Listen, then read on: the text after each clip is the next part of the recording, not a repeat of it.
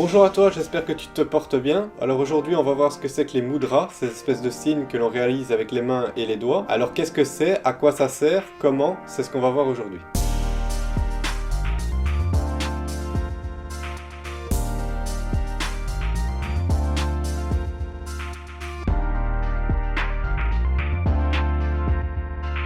Le terme mudra peut être vaste, mais aujourd'hui on va se concentrer sur les mudras des mains, un sujet déjà bien fourni. Et petite précision, pas besoin d'être religieux ou croyant. Tout le monde adopte inconsciemment certaines mudras, comme par exemple quand on doit parler en public, on a souvent tendance à voir l'Akini Mudra, ce mudra, qui favorise la concentration. Mudra signifie saut en sanskrit et décrit un geste, une position symbolique des mains. D'après l'école tantrique, le terme mudra provient de la décomposition du mot avec la syllabe mu qui veut dire bonheur et dru qui signifie mettre en valeur. Ce qui veut dire en gros que ces positions favorisent notre épanouissement. Comme n'importe quel saut, il a pour but d'apposer une espèce de cachet virtuel en quelque sorte sur la parole et sur l'acte, leur donner une puissance spirituelle et une certaine efficacité. Il en existe beaucoup, plus d'une cinquantaine, réalisées avec une main ou les deux, chacune correspondant à une situation ou un sentiment donné. Elles sont utilisées dans la danse, comme certaines danses indiennes classiques, comme le Bharatnatyam, désolé pour la prononciation, ou au yoga, pour sceller le souffle après une posture par exemple. On les retrouve également dans l'art iconographique bouddhiste ou hindouiste, les divinités étant représentées accomplissant certaines mudras, différentes selon le message qu'elles véhiculent. À l'origine, les mudras proviennent du Veda, l'une des plus anciennes traditions culturelles du monde. Elle a été apportée en Inde il y a plus de 3500 ans et est considérée par les hindous comme la source de toutes les connaissances. Les enseignements étaient toujours transmis oralement et étaient toujours accompagnés de ces mudras qui étaient vus comme des gestes sacrés. Alors pourquoi utiliser les mudras? La position du corps, appelée asana en yoga, permet de faire circuler une certaine énergie, comme la position du lotus qui est conseillée en méditation. Les mudras fonctionnent de la même façon. Les mains étant vues comme un microcosme du corps humain, elles permettent d'agir sur tout le corps. Les doigts sont en rapport avec plusieurs éléments. Le pouce est associé au feu, l'index à l'air, le majeur à l'éther, l'annulaire à la terre et l'auriculaire à l'eau. En effectuant certaines associations avec les doigts, on permet différentes collaborations entre ces éléments qui peuvent ainsi libérer une énergie bien spécifique dans le corps, ce qui aide à lui apporter de l'harmonie et de l'équilibre. Les mudras sont des représentations par les gestes de concepts spirituels et ont des actions remarquables sur la santé. Évidemment, je ne peux pas nier le fait que l'effet placebo, l'autosuggestion instaurée par la croyance, peut être à l'origine de ces bienfaits, bien sûr, mais ce véritable langage des signes a traversé les âges, s'est mêlé à différentes religions, à différents moyens d'expression. Comme je le disais, on en adopte automatiquement en certaines circonstances sans y penser. Ayant pourtant une logique assez terre-à-terre, je ne peux pas m'empêcher de penser que les bienfaits de ces mudras ne sont pas dus qu'à des effets psychologiques, qu'à des croyances. Maintenant, il s'agit simplement de mon avis. Je t'invite bien évidemment à les expérimenter par toi-même. Les pratiquer ne peut pas te faire de mal, alors pourquoi ne pas les essayer, vérifier et te forger ta propre opinion. Comme je le disais, il existe beaucoup de mudras différentes. Je ne pourrais pas toutes les traiter dans cette vidéo, donc je t'en ai sélectionné 5. Si ça t'intéresse, je referai d'autres vidéos avec d'autres mudras, leur signification et leur utilisation. L'important quand tu utilises une mudra, c'est de bien associer la pensée au geste. Chaque mudra a un sens propre, correspond à un certain type de méditation, si je peux résumer ça comme ça. Il faut donc visualiser et se concentrer sur le sens de la mudra pratiquée et la garder juste le temps nécessaire, quelques respirations généralement. Il est inutile de la maintenir trop longtemps. Tu peux en associer plusieurs à la suite pendant ta méditation, faire un espèce de combo de mudra. Ça te permet de bénéficier des bienfaits d'une mudra pour en approfondir une autre. Aller plus loin que si tu les pratiquais séparément. Dhyani Mudra. Position courante en méditation.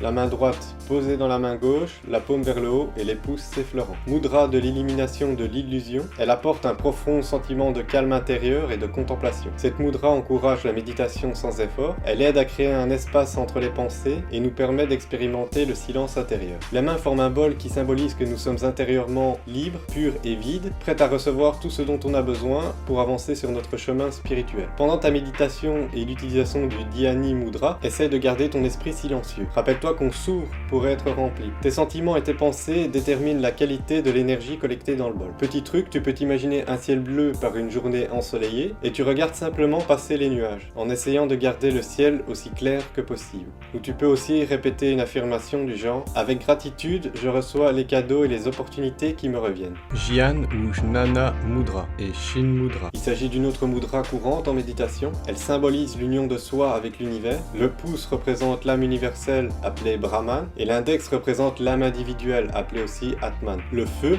le pouce, s'assied avec l'air, l'index, et forme un cercle pour que l'énergie circule à l'intérieur sans jamais sortir à l'extérieur. Les 3 autres doigts sont tendus mais relaxés, le majeur représentant la pureté, la sagesse, l'annulaire représente la passion et l'action, et l'auriculaire symbolise la léthargie et l'obscurité. C'est une représentation de la philosophie yogique concernant l'évolution de l'état d'ignorance à la sagesse et des ténèbres à l'illumination. Mudra de concentration, de connaissance, de réception, elle permet d'améliorer la concentration et la mémoire, elle prévient le stress et la colère, régule les troubles du sommeil et peut aider à guérir l'indigestion. Quand tu médites, place tes mains sur tes genoux. Lorsque la paume des mains est vers le ciel, elle représente un appel à la compréhension de l'univers et se nomme Jnana ou Jnara Mudra, la paume vers la terre signifiant quant à elle un appel à la compréhension de soi et s'appelle Shin Mudra.